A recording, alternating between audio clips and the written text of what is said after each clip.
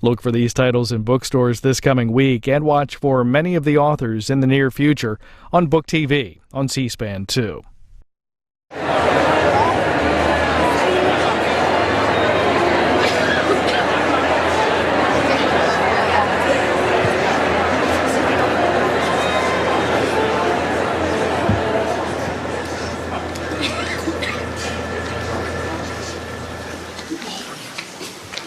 Ladies and gentlemen, welcome to the Shakespeare Theatre Company Bard Association's annual dinner and mock trial. Before we begin the trial, please take this time to silence all electronic devices that may disrupt this evening's proceedings. Photography of tonight's trial is strictly prohibited. Please join me in welcoming STC trustee and chair of the Bard Association, Abby David Lowell.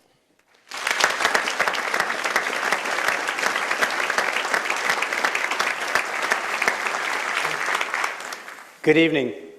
Thanks for joining us tonight to the annual dinner and mock trial event presented by the Shakespeare Theatre Company and its Bard Association, the affinity group of lawyers, those associated with the legal community, and those who support the legal community to bring the best that we can to the stage of this wonderful theater.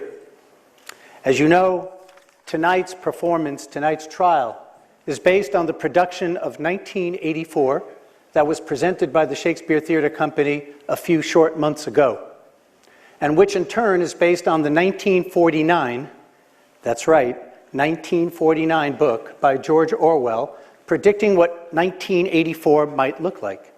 I know you all know the story very well. A completely far-fetched story where a country's government vacuums up enormous amounts of data about its citizens in the name of national security, where a country's leader works hard to keep the people scared and divided, to prevent newcomers and serious opposition by, among other techniques, encouraging people to have daily sessions where they yell their anger and their hate against anyone who disagrees with them, and where the opposition creates a sort of resistance by installing an offline communication system, not in the main frame of the government, to protect private communications. Maybe not so far-fetched. At the conclusion of tonight's argument, you're going to be asked to serve as the jury and vote on the following question. Given the context of war and the threat to national security, should the Oceania officials named as defendants in Winston Smith's lawsuit be held liable for their treatment of Winston Smith in 1984? If you believe that these officials should not be held liable, please vote with a red token that you were given for no. If you believe the Oceania officials should be held liable, vote with a blue token for yes.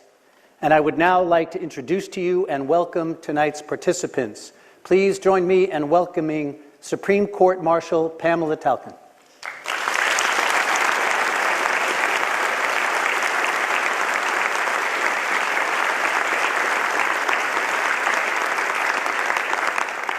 And please welcome to the stage counsel to petitioner Winston Smith, Amy Jeffers from the law firm of Arnold and Porter.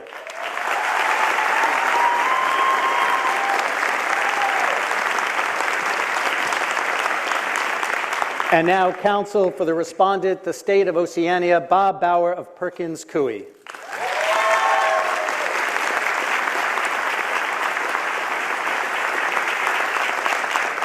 And of course, the members of the esteemed bench of the Supreme Court of the State of Oceania, Supreme Court Justice Ruth Bader Ginsburg, presiding, Justice Stephen G. Breyer, Judge David Tatel, Judge Patricia Millett, and Judge Cornelia Pillard. Enjoy this trial.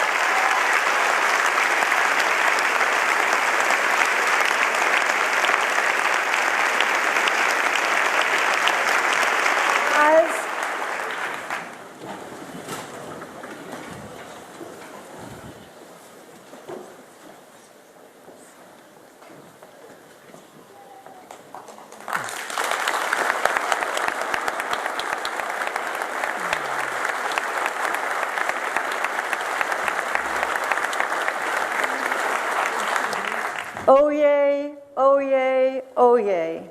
The Supreme Court of Oceania is now in session. Please be seated.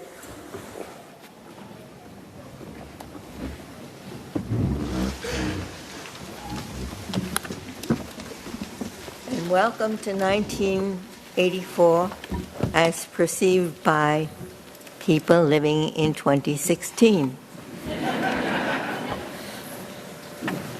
We'll hear first from the petitioner, represented by Amy Jeffries.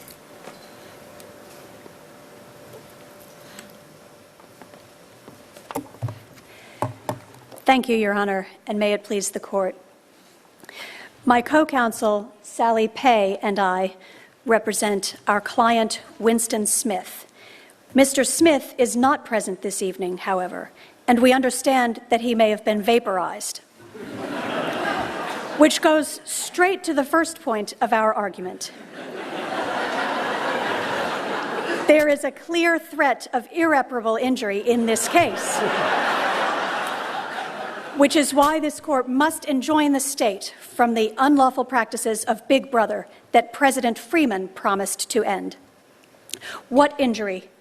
Winston Smith has already been wrongfully arrested, detained, interrogated, and tortured, and now possibly vaporized. Further, he, like all other citizens, is subject to the state's constant, unwarranted surveillance. As George Orwell wrote, a party member lives from birth to death under the eye of the thought police. The state of life in Oceania is, literally, Orwellian. The alleged national security reasons for the state's policies are vastly overblown. The state has not identified any concrete information collected through its intrusive surveillance that has been useful in defending national security. To the contrary, so far this surveillance has only been used to ensure that Oceania's citizens are using the appropriate bathrooms.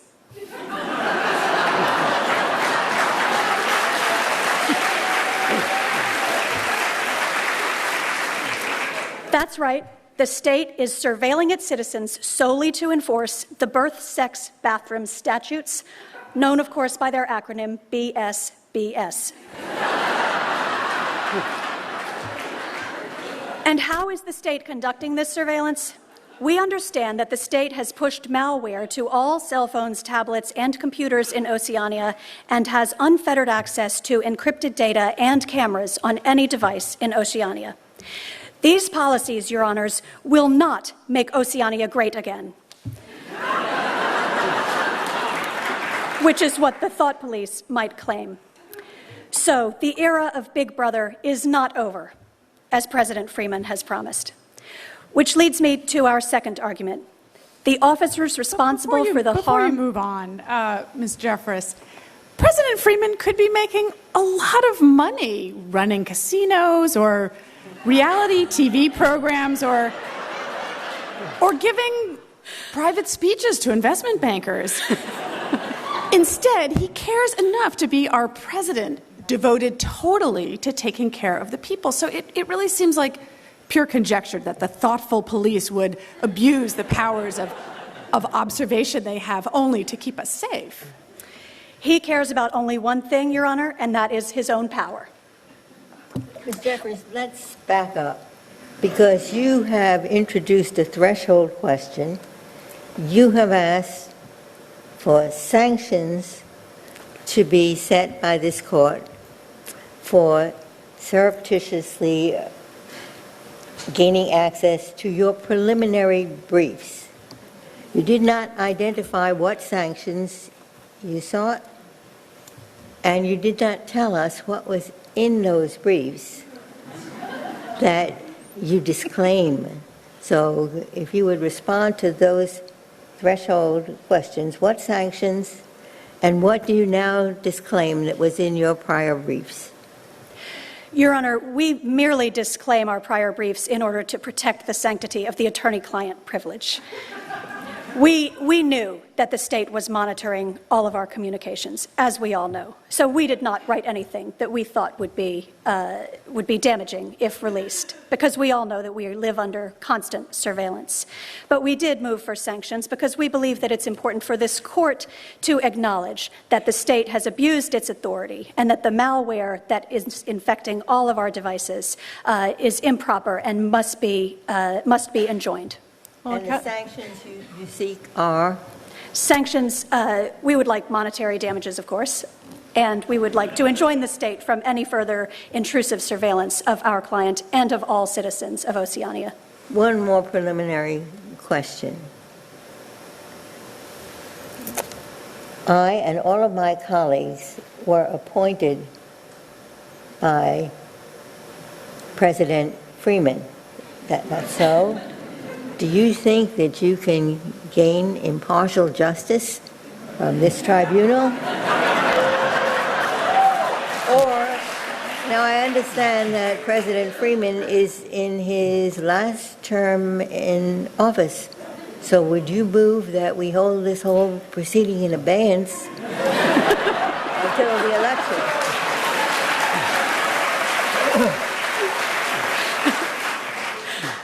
That is an excellent question, Your Honor, that I had not thought of, but quite brilliantly put. No, Your Honor, I am confident that we can get a fair hearing from this bench. I would note that approximately half of you have previously worked for the ACLU, which is an affiliate, of course, of the Oceania Civil Liberties Union, and we believe that we can get a fair hearing from these judges, and so we thank you for the question. But only this court, Your Honor, can protect the rights of Winston Smith and the other citizens of Oceania. Well, I know, counsel, you expressed concern about surveillance and its intrusion on your work, and I just wanted to assure you that there are and will not be any cameras in the Supreme Court here.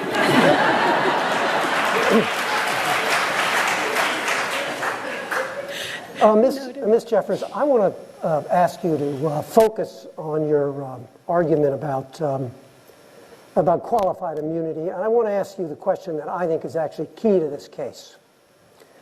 If good-thinking officers belly felt ingsoc, and if Merriman double plus un-ingsoc full, how could Merriman be clear-wise established? You don't speak newspeak? Your Honor speaks excellent newspeak. Let me translate for you. Your Honor, that does... Oh. You can answer the question in either English or newspeak. Take your choice. Thank you, Your Honor. For the benefit of... Can we have the translation first? If reasonable officers understood and lived the principles of English socialism, and Merriman is entirely counter to that principle, how could a reasonable officer possibly know the rule of that case? In other words, you can't win. Your Honor. English or newspeak, either way. For the benefit of the audience, I will respond in English. Thank you. Winston Smith's rights to be free from wrongful arrest, interrogation, torture, and unjustified surveillance were all well established at the time the officers mistreated him. The Constitution is still in force in Oceania, despite the laws that Big Brother has brought into play. No reasonable officer could have believed that it was lawful to subject Winston Smith to routine beatings and psychological torture. I really have a preliminary question here, Ms. Jeffress. How can you say that your client faced a threat of irreparable harm? I mean, he can't even show standing. You've read our claptrap decision. Your argument seems to rest on a mere chain of contingencies without any kind of risk that is certainly impending. Just because the state has surveillance powers under the I-Patriot Act to monitor every last communication of its subjects doesn't mean the government will actually use those powers. Your Honor is correct that the court in the claptrap case did find that the plaintiffs there had only a speculative claim of harm as a result of the government's surveillance practices. Here, however, Winston Smith can demonstrate that the government intends to inspect his cell phone and likely, far worse, arrest, detain, and torture him. Though it is worth noting that the dissenters in Clapper were certainly correct, that the plaintiffs there were virtually certain to have their communications intercepted and monitored. But we need not rely on their dissent because the majority's ruling does not bind the court on these significantly very different facts. But you were asking us to intervene at the preliminary injunction stage. Why shouldn't we wait till a full record is developed at the permanent injunction stage, why should we proceed on a skimpy record rather than everything you want to put in? Your Honor, Winston Smith and the citizens of Oceania need immediate relief, and only this court can provide that relief, and it must be done right away. We would note that there is no national security threat, as we have said. Big Brother claims that war is peace, when the fictitious war is merely a pretext to maintain the repressive social order and the party's grip on power. Don't you have a serious causation problem that we need to establish a record for? And I know in particular you argue in your brief that the party systematically destroyed, and continuing with President Freeman, systematically destroyed the people's capacity for independent analysis and critical thought. But as I think about causation, I wonder whether Keeping Up with the Kardashians and other reality TV had already done that to us. We are all suffering on a regular basis, Your Honor. That's a perfect example.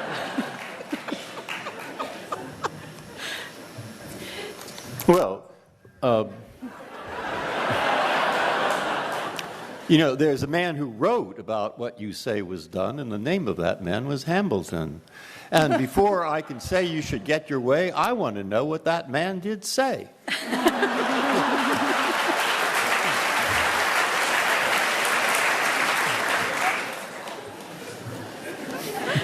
Your Honor, if Hamilton were here, I know he would say that the defendants in this case, the thought police, should be held liable for their illegal mistreatment of Winston Smith. Our founding fathers would not have tolerated the abusive authorities that Big Brother has brought to the state of Oceania. I don't know, Ms. Ms. Jeffers, I have a question about the record in this case. Both sides have experience with rewriting history. The government through its Truth Department, and that's where Winston Smith worked, right? Rewriting history. He worked in many truths. How can we have any confidence that anything either side is telling us is true? Your Honor, the court must be referring to doublethink, among other concepts, the power of holding two contradictory beliefs in one's mind simultaneously and accepting both of them.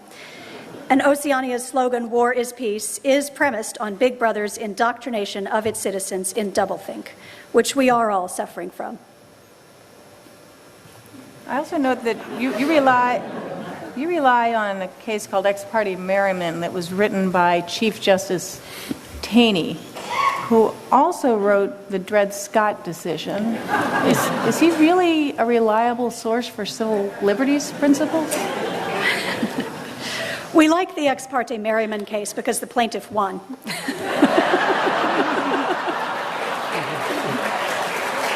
I think you should. That case was about suspension of the writ of habeas corpus. And why isn't that strictly academic in this case? Because whether it's the executive or the legislature in Oceania is under the thumb of the executive. That is correct, Your Honor, and my opponent relies on the silence of Congress as assent by Congress, and we would argue that we cannot rely on Congress to protect the rights of the citizens of Oceania. I would see that differently. I mean, hasn't Congress effectively acquiesced in the unconstrained presidential powers that President Freeman is exercising here? I mean, Congress hasn't acted meaningfully in years.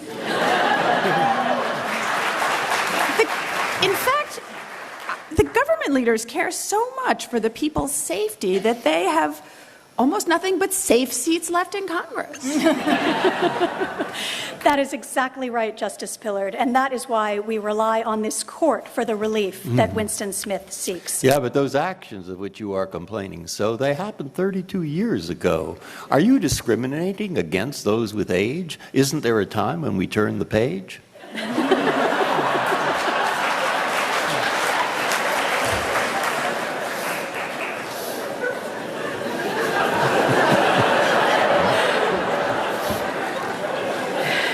Your Honor, the thought thought police, like all officials, are presumed to have knowledge and respect for basic, unquestioned constitutional rights as set forth by our founding fathers, to be free from unlawful arrest, detention, and torture. Ms. Jeffers, I have another question about qualified immunity, which I will ask you in English. You say in your brief, quote, "Nothing was illegal since there were no longer any laws." That's a quote from your brief. Doesn't that mean that no law could have been clearly established? That is a concern that we have with the entire concept of qualified immunity in this case, Your Honor, is that there is no rule of law in a state like Oceania. Again, we would submit that only this court can restore the rights of the citizens of Oceania.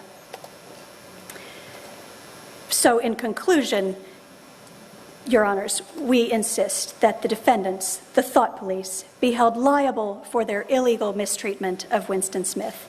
They must be held liable. No other outcome is consistent with the Constitution, the vision of the Founding Fathers that Justice Breyer has so articulately quoted, and not some. And no other outcome is consistent with justice. I don't know, Ms. Jeffers, your whole argument seems premised on the idea that we're in some kind of dystopian science fiction police state or something. The scenario is 1984. But you're asserting a privacy right, and I checked, and your client is all over Google and Facebook and Twitter and Instagram and Snapchat, and for this audience, LinkedIn.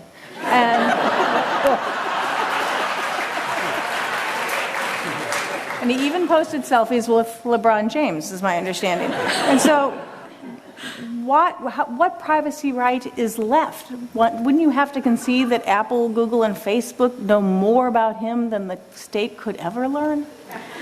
Your Honor, that is an excellent point. Our client, however, did try to lead a private life and tried to have a relationship with a lover in the state that he was unable to have because of the state's intrusive surveillance. So there is privacy, which he sought. And in addition, Your Honor, I would note that through the malware that the state has placed on all of our devices, it's impossible to know whether all of the social media was truly originated by Winston Smith or has been placed there by the Mini-True, the Ministry of Truth, for which he worked, and which he and others regularly use to transmit propaganda to support the state's repressive regime.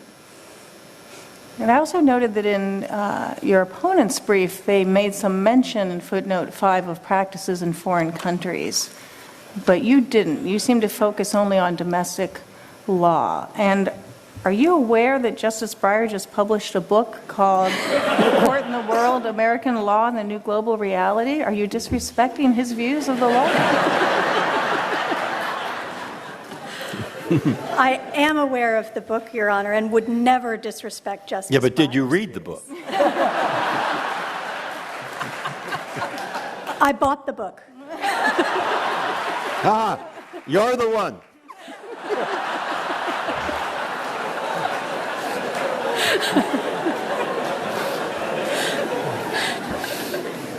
I don't understand how you can prevail here, given Winston Smith's own description of his condition after his re-education by the state.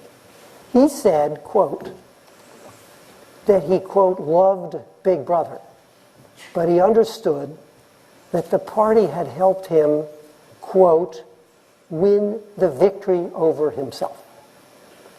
This seems to be a happy, content man. What's he complaining about?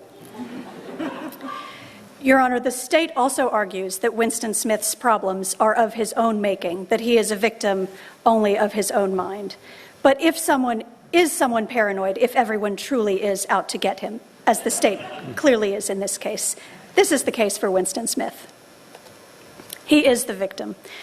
The state criticizes his very thoughts. And how is the state aware of these private thoughts? Through its constant, unlawful, unrelenting surveillance. Exactly the practice that Smith challenges today. But precisely. I mean, we might as well dismiss now. Smith's case, if I'm understanding you correctly, asserts a reasonable expectation of privacy, the essence of which is his unwillingness to show everything. So hasn't he effectively pled himself out of court? Because an unwillingness to share everything via iPhone is contrary to the iPatriot Act. He would not be showing everything through his iPhone if the state did not have it infected by malware to make its every communication available to the state. But what about his Facebook posts? I mean, everything's out there, right? But why do you have privacy? What is your line between privacy of what you're sharing on social media and what you want to share with the state? Why can't the state find out too? In Oceania, Winston Smith is not free to share his own posts because the thought police and the Ministry of Truth control everything. And I would like to reserve the remaining 5 minutes of my time for rebuttal. May it please the Court. Thank you, Thank Ms. you. Jeffries. You made.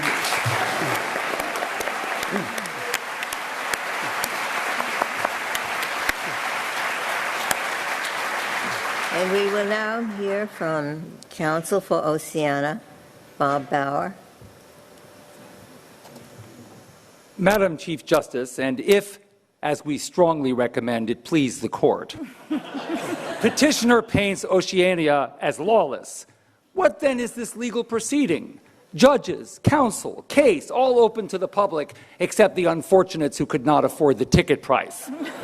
All the world can see that this Smith with his violent criminal history is now free to be a litigant, and this transition is the hallmark of a rule of law society. Petitioner claims he has been lawlessly tortured, but he grounds that in a record that is replete with paranoia. It's so 1984. Everybody's out to get him. State officials are whispering cryptically to him in hallways, and we say, oh, please. He also says that our surveillance program is sure to land him in prison. But how can he know that? Why would we not have done it before now, before this spectacle, and put him away quietly, sparing him unimaginable legal expense? The court will note our moderation. To defend against East Asia and Eurasia, we proposed reasonably to build an incredible wall and have them pay for it. That they refused is not our fault. Now petitioner says he should be able to sue the officials who interrogated him for damages, citing ex parte merriment. Ex parte merriment, that one-man show of brute judicial force, rightly resisted by the heroic Lincoln. Yes, Lincoln arrested and exiled opposition. Yes, he shut down newspapers. But like our aptly named President Freeman, he committed that these measures would be temporary. So when petitioner visits that marbled memorial out by the reflecting pool that each year attracts hundreds of thousands of visitors and pigeons, what does he imagine that he sees? The Tawney Memorial? No, we stand with Lincoln and with the officers who acted on the authority of the order issued in the constitutional tradition that he forged. So allow me to close now in the words of Shakespeare. When this thief, this traitor, who all the while half reveled in the night, shall see us rising in our throne, his treason will sit blushing in his face, not able to endure the sight of day, but self-affrighted, tremble at his sin. Or to put it more simply, deny the claims, we'll take it from there.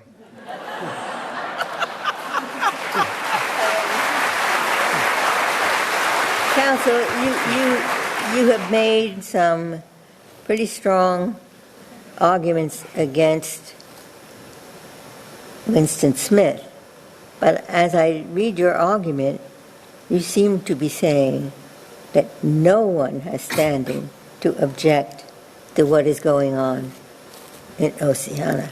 Your threshold argument is he has no standing, go away. Who does have standing? Well, surely somebody who has not already been vaporized has standing. They can hardly be standing if they are a vapor.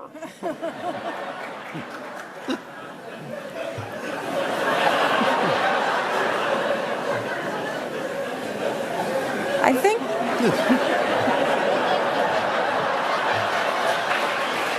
So anyone who has not yet been vaporized has standing?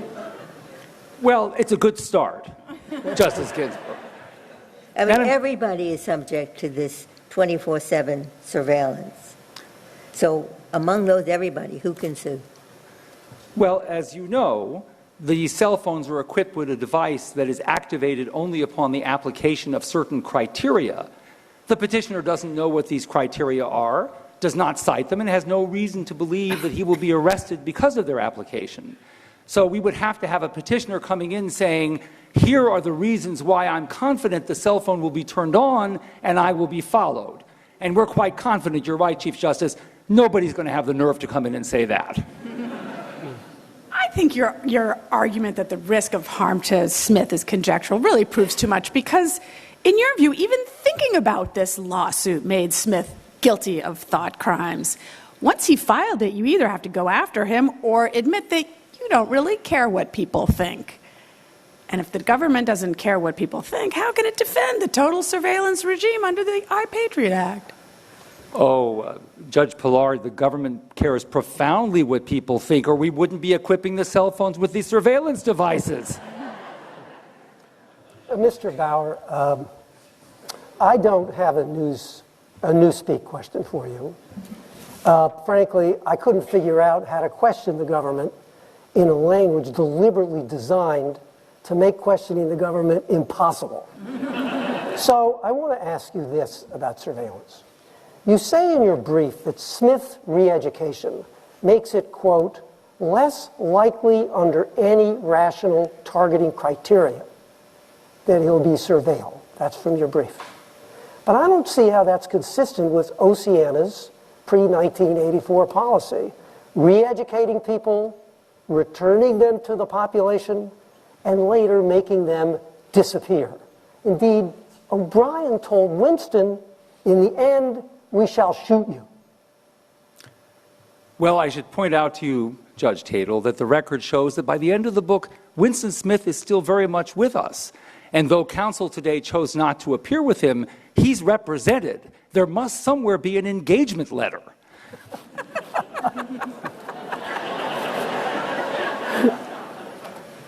Did you mean Lincoln the president or Lincoln the automobile? I meant the one that runs in compliance with all applicable safety standards imposed by the state of Oceania. My other question was, how do you turn on its cell phone anyway? I'm not quite... I'm sorry, how does he turn on his... No, how do I turn on one? I've been trying to turn on... You don't have to worry about that at all, Justice Breyer. We're going to turn it on for you when we please. I thought through your brief and some of your argument here, you're actually really understating the level of intrusion. It's not just the monitoring through the phones, but isn't it true that you recently adopted a so-called Metro Safe Track program that's designed to keep us all trapped in our homes for the next year so you can monitor us more closely?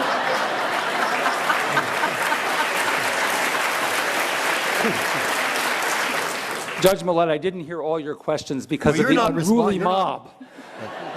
You're not responsible for the traffic in this city, are you? That was your question. No, the Metro Safe Track program that keeps everybody locked in their homes. Did you start that? It's entirely a pilot project. No, but I'm getting very interested now. I think this is why are you doing all these things? We're doing what is necessary to protect the state of Oceania against the threats that petitioners himself admitted to committing. What kinds of threats? The threat of internal insurgency, the threat of aid to our enemy, the threat that that book would go on and on and on. My book?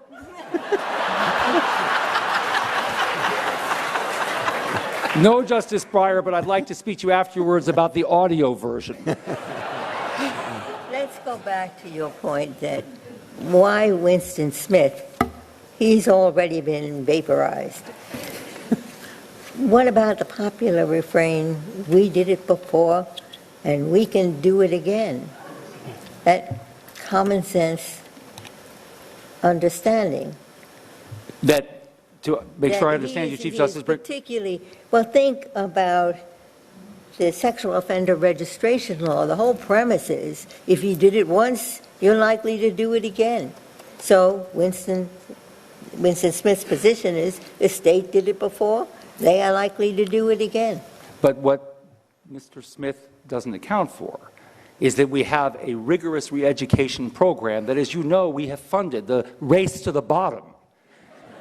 And our goal there was to provide what we call a Gore curriculum, the effect of which is to make sure that when Mr. Smith emerges, he's a changed and better man, the very contented man that Judge Tatel has identified so correctly in the book.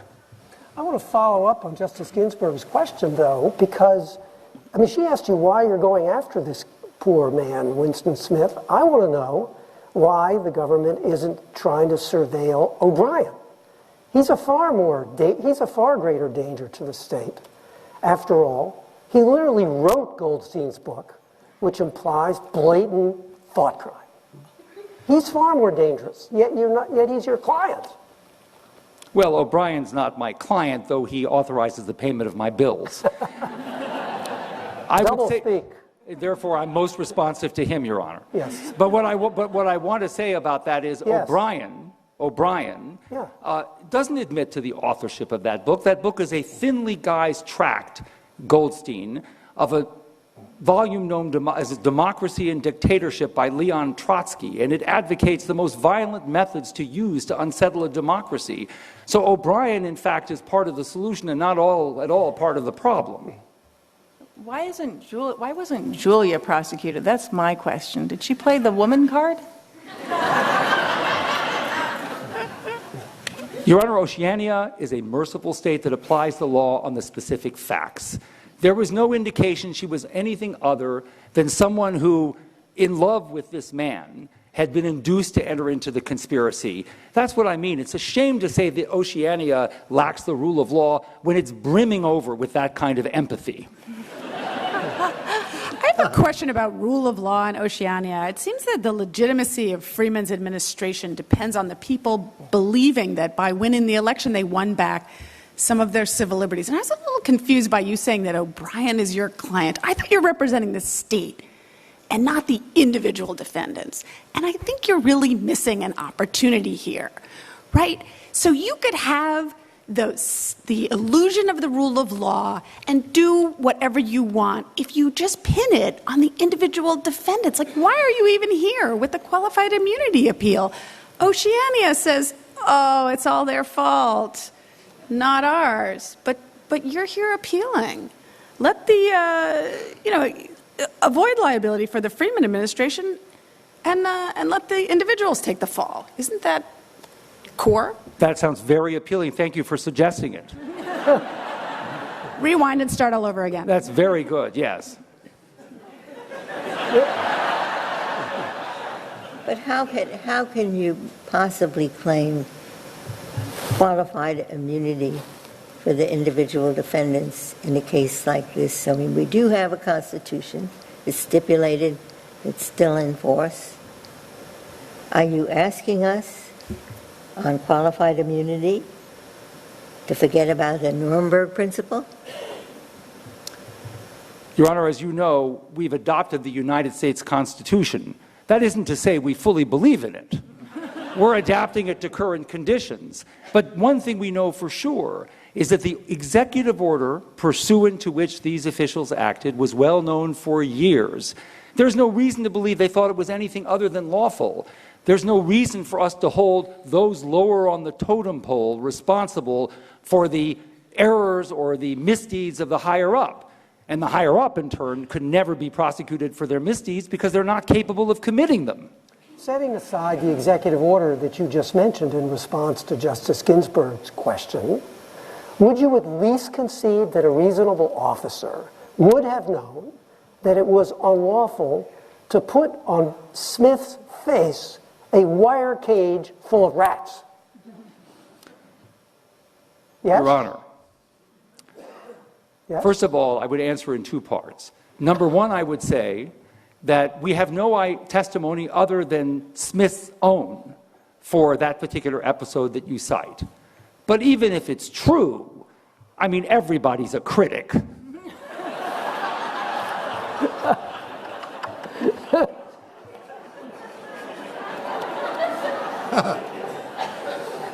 far does the state go in the emergency powers that it is claiming?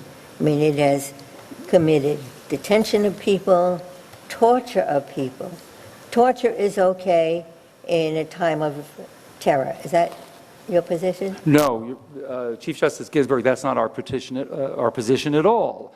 As anybody who's attended middle school in the United States knows, there's a thin line between re-education and torture. It's really a matter of nomenclature more than anything else. Didn't you Is there such a thing as torture? And if there is, how do you define it? I have heard presidential debates this year that go on for 3.5 hours, Your Honor, that I would characterize as torture, yes. You claim the prerogative to suspend habeas corpus, but isn't it the case that only the legislature can suspend habeas corpus? And I'm just trying to understand whether you're contending that Congress's inability to fulfill even the most basic functions textually assigned to it, such as advice and consent, gives the president powers that ordinarily would rest with the Congress. Well, Your Honor, I would say this. Congress has not been inactive. It took an enormous amount of work and political will to produce a suppressive statute like I Patriot. So when it needs to rise to the occasion, it does so. I hear it was so long that nobody actually even read it before it was enacted. That includes the members who passed it. Yes, Your Honor. Yes, Your Honor. And so I don't think it's an accurate statement either that we're saying Congress had no role in the suspension of habeas, as in the Lincoln example we gave you earlier. Congress, in that instance, acted only years after Lincoln ignored Judge Taney. And here we have a whole period of congressional acquiescence. And, Your Honor, acquiescence is far better than gridlock. Does your answer to Judge Pillard, does that rest on a document from the Truth Department? Oh, precisely. That's my case. The point I made with your co-counsel, and I want to ask you exactly Ms. Jeffords, is that you represent a government that once ran a Truth Department where you rewrote history. President Freeman has continued some of the most draconian policies of Big Brother. How do we have any confidence, how do we have any basis for believing that the rewriting of history policies of Big Brother are not continuing, and therefore how can we rely on anything you've told us today? Well, I'd like to respond to that, Judge Tatel, because I think it's an important point. That's why I asked the question. Yes, you did. In English, you'll notice. Yes, you did. Yes. And what I would like to stress is that I think, as in the thin line I discussed earlier, one should not confuse lying or deception with public relations and smart public relations strategies. What Smith did is known in this town as spin, a kind of violent variety, but it's spin. It's spin. It's not lies.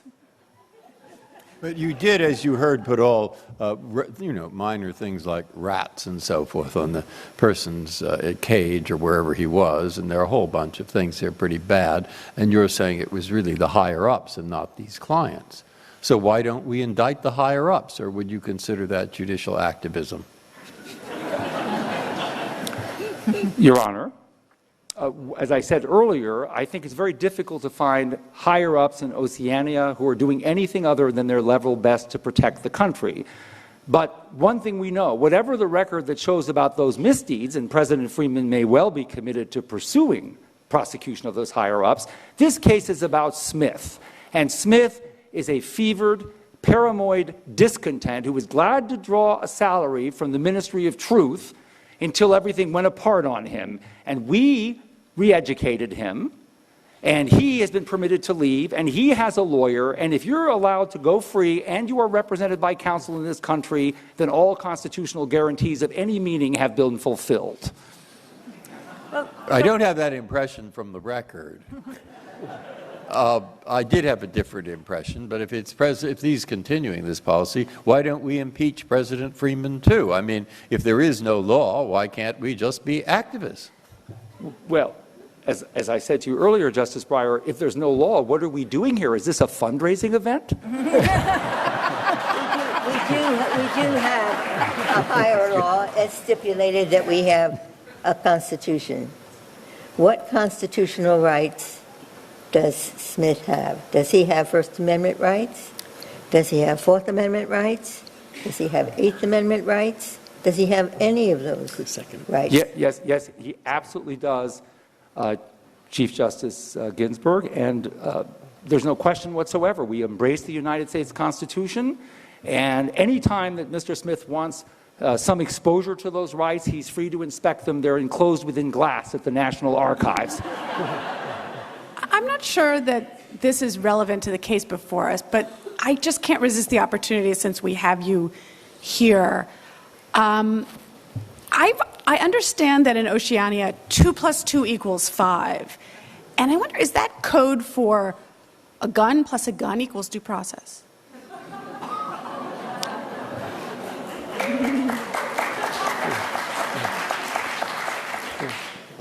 That, I think, Your Honor, is the new math that has been created by voter rage.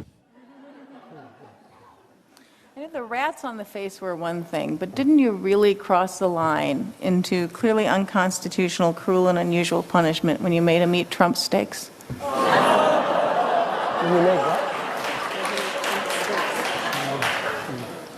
Quite the contrary, Your Honor. They are the very best steaks found anywhere. As you know, we also offered him an opportunity to present to have the steaks with a book we supplied called Art of the Meal. Mr. Bauer, I want to assure you that given the Code of Judicial Conduct, which the Freeman administration has reenacted, this is not a fundraiser. Judge Tatel, under the holding of Williams versus Yulee, you are probably right. And there's a theory about the Constitution's place in a time of terror, and it's known as the deck chair theory of constitutional rights. That is, when the sun is shining, when we are at peace, we have all of the constitutional rights that we could have. But when the storm clouds gather, the deck chairs are folded up and all the rights go away.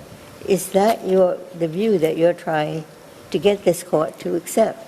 That constitutional rights are for sunshine, they're not for stormy weather? No, Chief Justice Ginsburg, not at all. If I can liken it, for example, to a domed baseball stadium. Most people like to watch baseball in the open air with a bright and sunny blue sky, but every now and then the weather interferes. And in some jurisdictions, when this is a major and ongoing problem, they close the roof, but the game of baseball continues. That's, I think, an appropriately misleading analogy.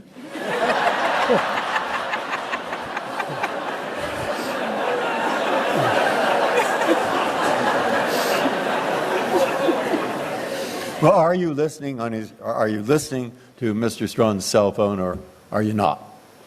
Are we listening to Mr. Smith's cell phone? Yeah, Mr. Smith, that's a problem. Well, our impression is that it was vaporized along with him. We're not getting a signal, to be honest, Justice Breyer. All right, so is it legal to vaporize people? Well, if their cell phones are not working, we see no harm in that. Good point. Is it okay to look at the law of other countries to determine whether that's a disproportionate punishment? I'm sorry? It's okay to look at the laws of other countries, foreign countries, to decide whether vaporization is a disproportionate and cruel and unusual punishment? The problem we have is there are only 3 countries on the face of the earth, and the other 2 are our mortal enemies. So we'd have to be very cautious about misdirection on their part. No, you forgot the country of Vaporia. Oh, yes. That's good. That's covered in your book, Justice Breyer. Thank you.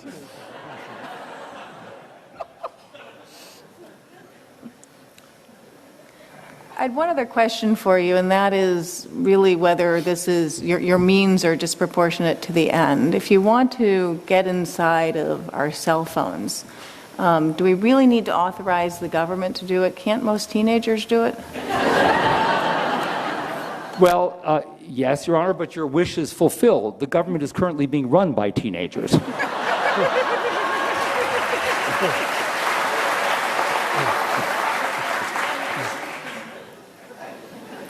In conclusion,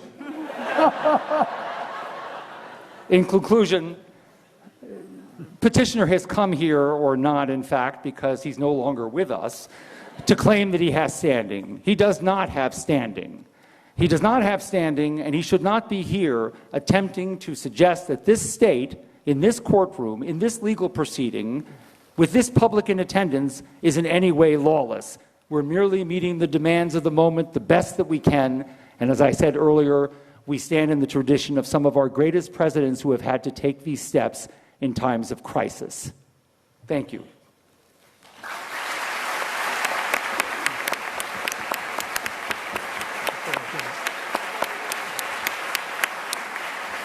Ms. Jeffers, I think you have 5 minutes remaining. Thank you, Your Honor. I would like to thank my opponent for his eloquent argument today and for the fact that he has conceded the critical point, which is that he need not defend the individual officers in this case. He is representing Big Brother and leaving the individual officers out to dry. Can I just say that I am a little tired of all these references to Big Brother? Isn't it time to break the glass ceiling and have a big sister?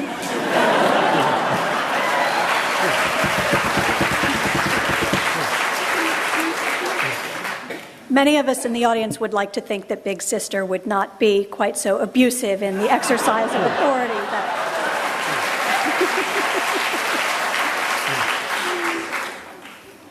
Thank you, Your Honor. My opponent has outright admitted that the government is placing surveillance devices on its citizens, including Justice Breyer. So I am shocked. The state has argued that Winston Smith is a member of the insurgency that must be prevented from terrorizing Oceania, which justifies depriving him of his civil rights. And then the state argues that he has not established that his civil rights are being violated. This is exactly the kind of doublethink that Big Brother has brought to Oceania that we depend on this court to put an end to. Big Brother cannot be trusted. President Freeman is nothing but a thinly disguised incarnation of Big Brother. Only this court can protect citizens like Winston Smith from the draconian abuses of power that the state has committed here. This court must find for Winston Smith. And if there are no further questions, I would like to conclude because some members of the audience may have to return home by Metro's safe track system. Thank you, counsel. Thank you, Your Honor.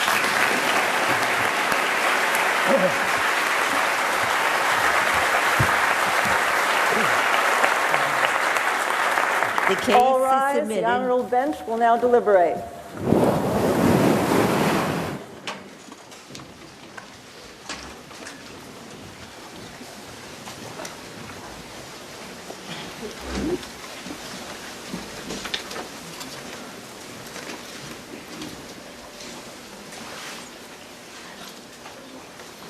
Please be seated. While the honorable bench deliberates, our jury will also decide cast their vote by placing a red or a blue token in the baskets that are being passed along. The question presented for to remind you is, given the context of war or threat to national security, should the Oceania officials named as defendants in Smith's lawsuit be held liable for their treatment of Winston Smith in 1984? Again, if you think they should not be held liable, you place the red token in the basket. If you think they should be held liable, you place the blue token in the basket. Again, the question is, given the context of war or the threat to national security, should the Oceania officials named as defendants be held liable for their treatment of Winston Smith in 1984? No for red, yes blue.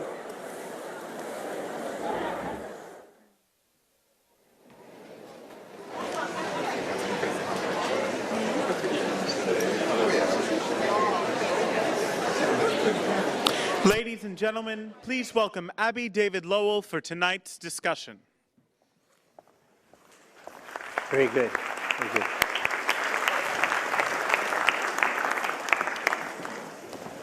As is our tradition, while the judges deliberate, wanted to make sure that we could continue the conversation. So please let me bring to the stage a person I've known for a while, a great lawyer and somebody who has insights into the themes that this book and this play addresses.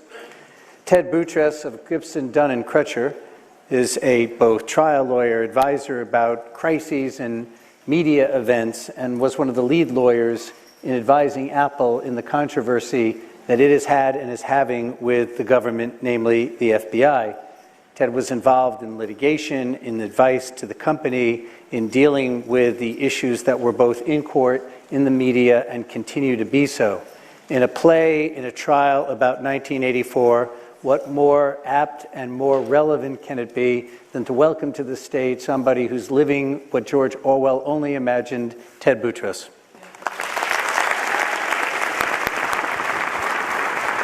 Thank you. So let's start with the first question. I know everybody here knows the issue or knows of the controversy of Apple versus FBI. But I have actually, in my conversations, including my own thoughts, found that it is very misunderstood. Some liken it as a case about privacy, some about a taking of the government of people's property. So let's start off by finally getting the font to tell us what is the dispute really about. Well, thank you, Abby. And first, thanks for setting the standard so high that I should be entertaining by playing myself. So I'll try to rise to the occasion here. And I do appreciate the chance to talk a little bit about the Apple case. We didn't really think about it as Apple versus the FBI because it really was, the case raised very important issues about national security, the importance of law enforcement, and at the same time, the privacy and security of citizens. And just a quick recap of what happened. After the tragic events in San Bernardino in December, the government immediately asked Apple to produce information that it had regarding the two killers, and from phones that they had and from other information, and Apple did that. It had some in the cloud and in other areas. It has a policy of cooperating with the government and assisting the government in response to warrants and subpoenas. But the government then went a step farther, and it took the extraordinary step of seeking an ex parte order from the court in San Bernardino, federal court, asking that the court compel Apple to develop new software that would destroy the security protections on one of the iPhones used by one of the killers, which was protected by a password.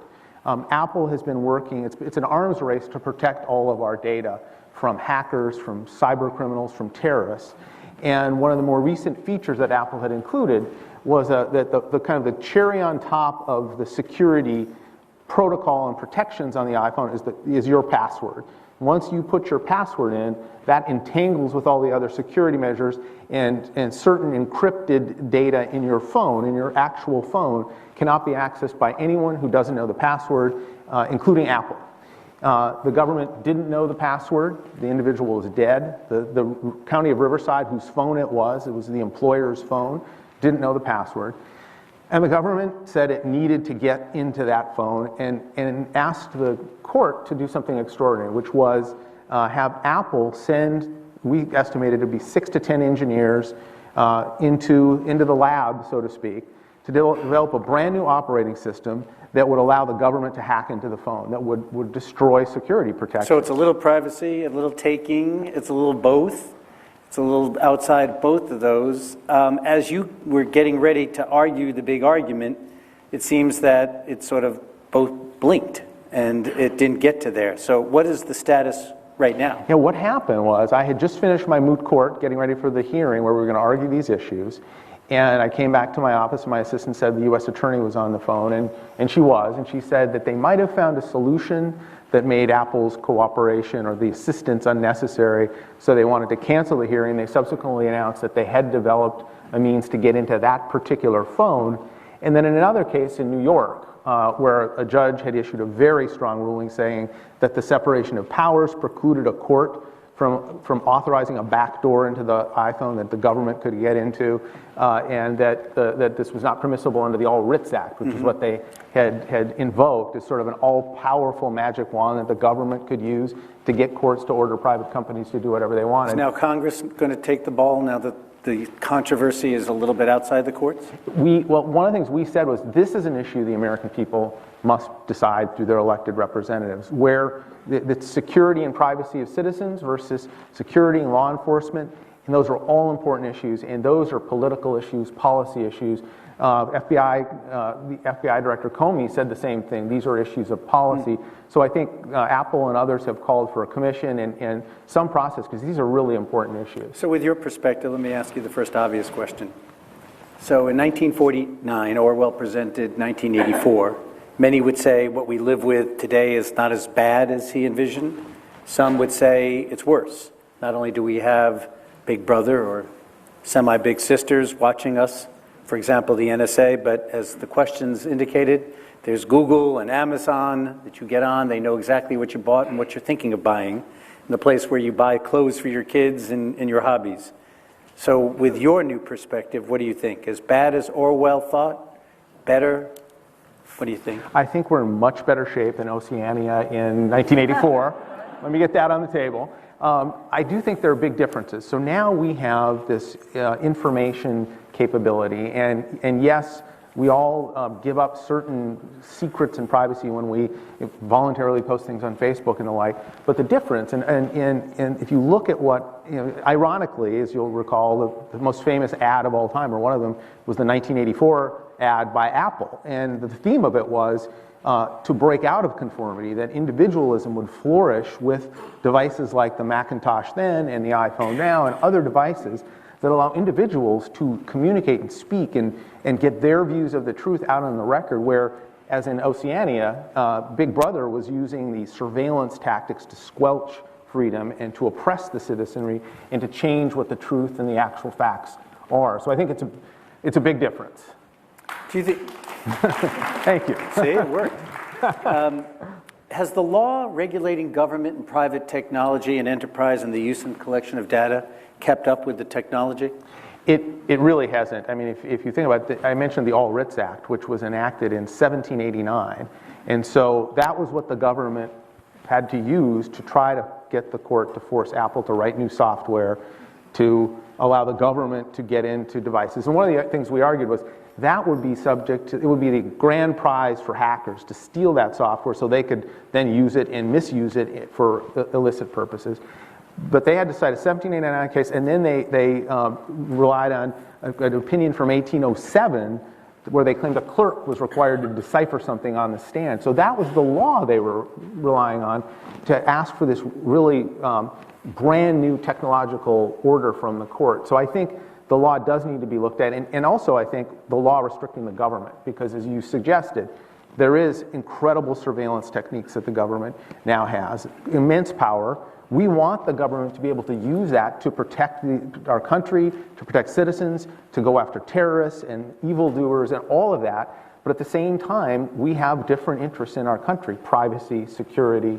So we need the laws to be revised in a way that checks the government so we don't start going at least small steps down the Big Brother road. So as the questions also projected, the bedrock principle of the Fourth Amendment and the check of power in that way, in the most traditional constitutional sense, is the expectation of privacy.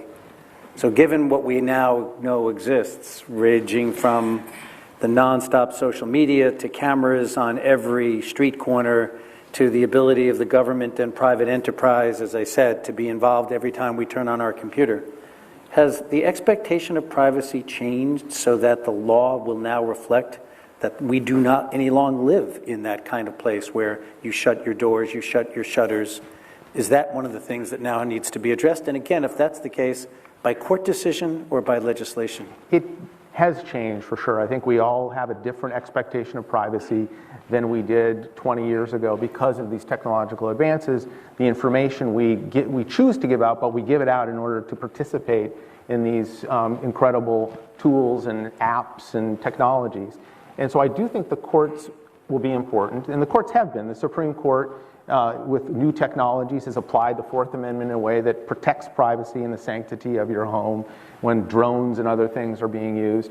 But I do think it has an effect. Now, we've seen some backlash. We saw the verdict against Gawker by Hulk Hogan, and I think there was a sense there of a pushback in terms of some things still are private, but I do think we have to look at it differently, and that was one of the big things in the Apple matter, that protecting privacy of data. We all have so much crucial data on our phones, our lives are there, that we need the law to protect that, and also we need to look at these other interests that are important as well. If you had the ability to tell the Congress that is looking at this right now, the one thing that they should legislate that would get the balance right, the one thing, what would that one thing be? It would be that there should be encryption to protect at the end of the line, that the balance should be struck to protect data and not to give a backdoor to the government because of all the risks that entails. And it's not just me.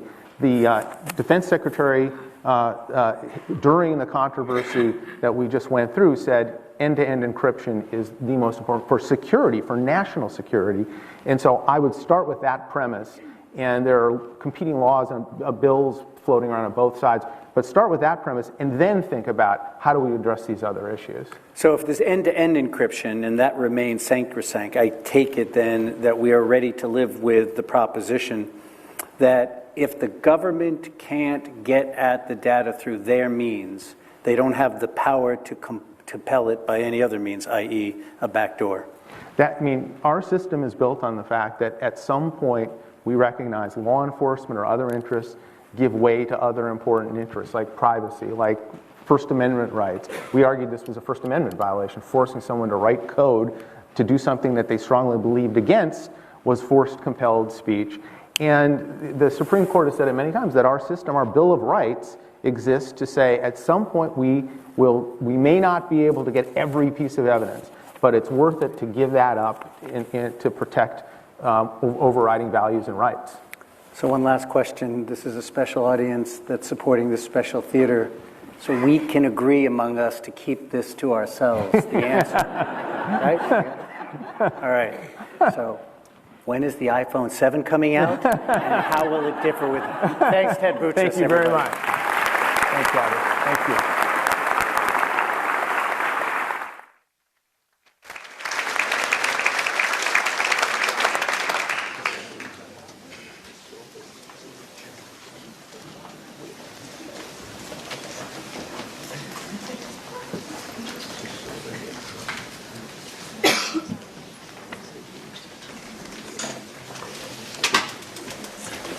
All rise.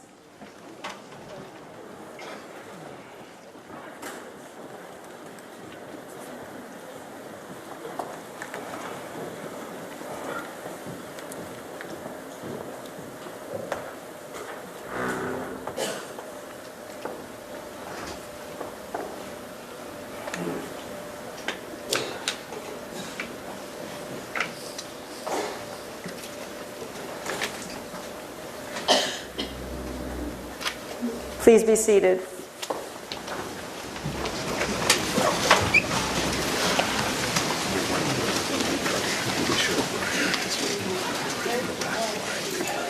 Please welcome back Abby David Lowell to read the jury's decision. First, do I do mine before that? I think I'm going to defer to the bench first. As I was saying, counsel's performance was superb in what was, I think this audience will agree, a more difficult case than is usually presented at the Shakespeare Theater mock trials. So you were both excellent.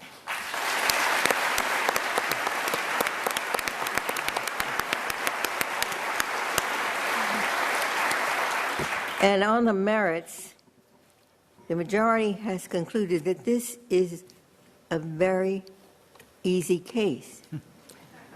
Because if war is peace, then we are in peacetime, and there is no excuse for any of these extraordinary measures.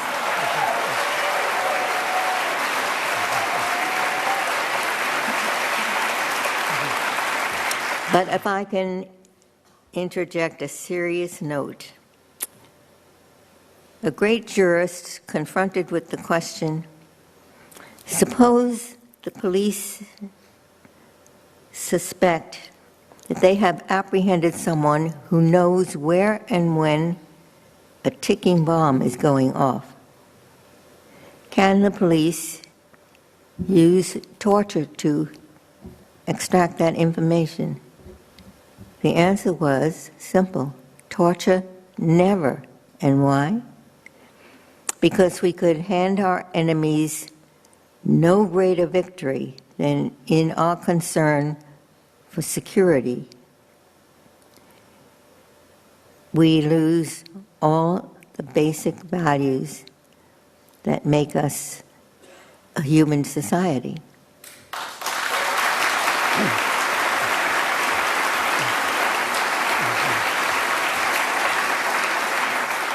And now I will ask my colleagues on the bench to add concurring, and in one case, a dissenting view.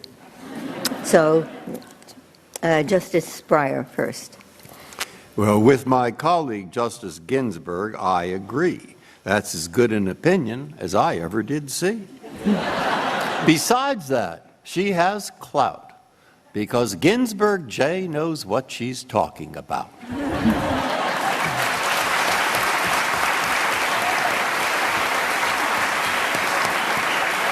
And now, Judge Millett. I concur in the judgment in part because I think the state is overly excessive in what it's doing. We know it's not necessary if the goal here is to stop the 1% of people who are terrorists. There's been an alternative plan discussed in the public, and that will be just to tax the 1% and take all that money to buy free Hamilton tickets for everybody else.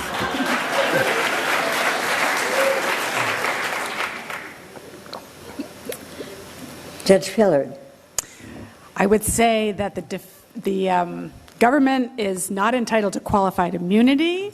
Qualified immunity does not apply where the law is established, and because Oceania is omniscient and makes the law, it must know the law, whether it has been announced by any court or not. And our dissenter, Judge Tatel. With all due respect to my colleagues, and of course this won't be the first time the Supreme Court has not agreed with me, I don't feel that I'm in a position to decide this case. Ms. Jeffers and Mr. Bauer each represent clients who have been rewriting history for decades. The country of Oceania and its predecessor through its Truth Department, and Winston Smith as a loyal employee of that department. So I have absolutely no confidence in the record or anything either of these otherwise fine lawyers told us today. And as a result, I would issue an order requiring each of them to submit within 30 days an affidavit by a person qualified to testify as to the facts as to what actually happened here. Then I'll decide the case.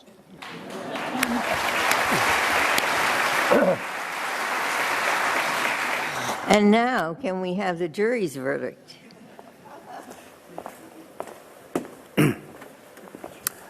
So I would, Justice Breyer,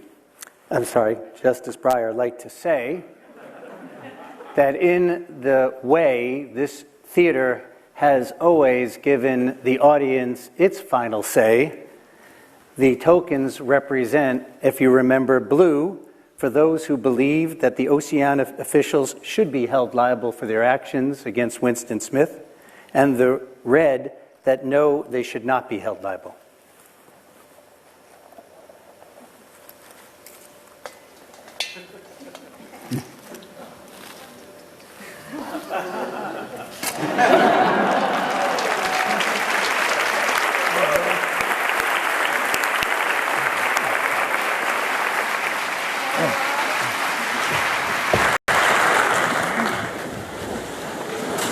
This concludes Winston versus Oceania, 1984, presented by the Shakespeare Company Bard Association. Enjoy the rest of your evening.